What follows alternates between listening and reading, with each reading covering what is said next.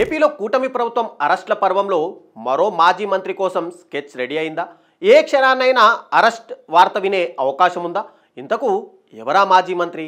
ఆయనను అరెస్ట్ చేయబోతున్నారు అని చెబుతున్నది ఏ కేసులో? ఆ వివరాలు ఇప్పుడు చూద్దాం. నెల్లూరు జిల్లాలో అక్రమ మైనింగ్ కేసు ఆసక్తికరమైన మలుపులు తిరుగుతోంది. తెల్లరాళ్ళు ఎగిరి ఎట్టెటో తిరిగి ఇప్పుడు అంతా ఊహిస్తున్న వైపే పడుతున్నాయట. అక్రమ మైనింగ్ కేసులో నెల్లూరు జిల్లాకు చెందిన వైసీపీ మాజీ మంత్రులు అడ్డంగా బుక్ అయినట్టు తెలుస్తోంది. రుస్తుం మైన్స్లో 100 కోట్ల క్వార్ట్జ్ దోపిడీలో కాకాని గోవర్ధన్ రెడ్డి, అనిల్ కుమార్ యాదవ్లపై వచ్చిన ఆరోపణలను విచారణాధికారులు నిర్ధారించారు.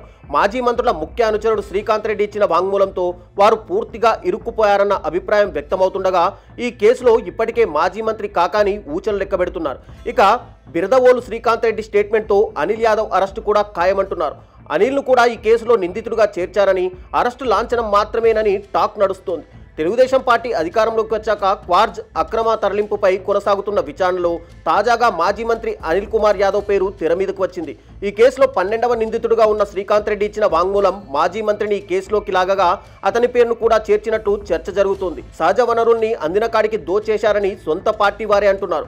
100 కోట్ల విలువైన క్వార్జ్ ఖనిజాన్ని అనుమతులు లేకుండా తవ్వేసి విదేశాలకు ఎగుమతి చేసిన కేసులో వారిద్దరూ అడ్డంగా దొరికిపోయినట్టు అధికారులు చెబుతున్నారు. క్వార్జ్ తవ్వకాల్లో నిబంధనలకు విరుద్ధంగా పేలుడు పదార్థాలు వినియోగించడం, అభ్యంతరం వ్యక్తం చేసిన గిరిజనులపై బెదిరింపులకు తెగబడ్డారని మాజీ మంత్రులపై తీవ్ర ఆరోపణలున్నాయి. అనిల్ యాదవ్ అక్రమ రవాణా ఎగుమతులతో పాటు ఇతర ఎగుమతుదారుల్ని బెదిరించి టన్నుకు 7,000 నుంచి 10,000 వరకు వసూళ్లు చేయించారని తెలుస్తోంది.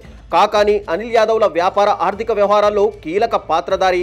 వారితో కలిసి ఈ దందాలో పాలు పంచుకున్న ముఖ్య అనుచరుడు బిరదవోలు శ్రీకాంత్ రెడ్డి పోలీసులకు ఇచ్చిన వాంగ్మూలంతో ఈ మొత్తం కుట్రను బయటపెట్టినట్టు సమాచారం. పొదలకూరు మండలం తాటిపర్తి సమీపంలోని రుస్తుం మైన్స్ లో అక్రమ తవ్వకాలపై గనుల శాఖ అధికారి ఇచ్చిన ఫిర్యాదు మేరకు ఫిబ్రవరి 16న కేసు నమోదైంది. ఈ కేసులో A4 గా ఉన్న కాకాని సహా ఇప్పటి వరకు 6గురిని అరెస్ట్ అయ్యారు. ఈ అక్రమ దందాలో అనిల్ కుమార్ కీలక పాత్ర ఉన్నట్లు తేలడంతో ఆయనను త్వరలో అరెస్ట్ చేసే అవకాశం ఉందన్న ప్రచారము జరుగుతోంది. ఉమ్మడి నెల్లూరు జిల్లాలో ఉన్న పలు మండలాల్లో అరుదుగా లభించే ఖనిజం క్వార్జ్. మైనుల నుంచి వెలికి తీసిన ఈ తెల్లరాయికి ఇతర దేశాల్లో సైతం మంచి డిమాండ్ ఉంది. వైసీపీ అధికారంలోకి రాకముందు వరకు కేవలం మైన్ యజమానులు మాత్రమే ఈ వ్యాపారం చేసేవారు. భారీ యంత్రాలతో ఆ రాయిని బయటకు తీసి చెన్నై, బెంగళూరు లాంటి నగరాలకు తరలించేవారు. రాయి గ్రేడ్ను బట్టి టన్ను ధర నిర్ధారించేవారు. ఇలాంటి మైనింగ్ పై రాజకీయ నేతలు కూడా కన్నేశారు.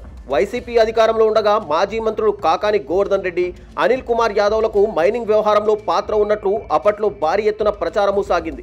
అయితే ఇందుకు ఎక్కడా ప్రత్యక్ష ఆధారాలు లేకపోవడంతో వారి పాత్ర ఉండి ఉండవచ్చన్న అనుమానాలు మాత్రం కొనసాగాయి.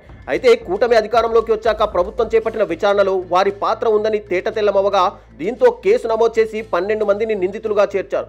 తాజాగా శ్రీకాంత్ రెడ్డి ఇచ్చిన వాంగ్మూలంతో మాజీ మంత్రిని అరెస్ట్ చేసే అవకాశాలు లేకపోలేదని న్యాయ నిపుణులు అంటున్నారు. ఆయనపై ఎక్కడ కేసు నమోదు చేస్తారు అనేది కూడా ఓ క్లారిటీ రావాల్సి ఉంది. పొదలకూరు మండలంలో వరదాపురంలో ఉన్న రుస్తుం మైన్స్లో ఈ దోపిడీ జరిగింది కనుక అక్కడ కేసు నమోదవుతుందా? గూడూరు ప్రాంతంలో అక్రమ తవ్వకాల తరలింపు జరిగాయి కనుక ఈ ప్రాంతంలో కేసు నమోదు చేస్తారా అన్న విషయాలు తెలియాల్సి ఉంది. ఏదేమైనా అక్రమ మైనింగ్ కేసులో ఒకే జిల్లాకు, ఒకే పార్టీకి చెందిన 2 మాజీ మంత్రులపై కేసులు వెంటాడుతున్నాయి. ఇలా ఓ కేసులో 2 మాజీ మంత్రుల పాత్ర ఉండడం జిల్లా రాజకీయాలతో పాటు రాష్ట్ర రాజకీయాల్లోనూ సంచలనంగా మారింది.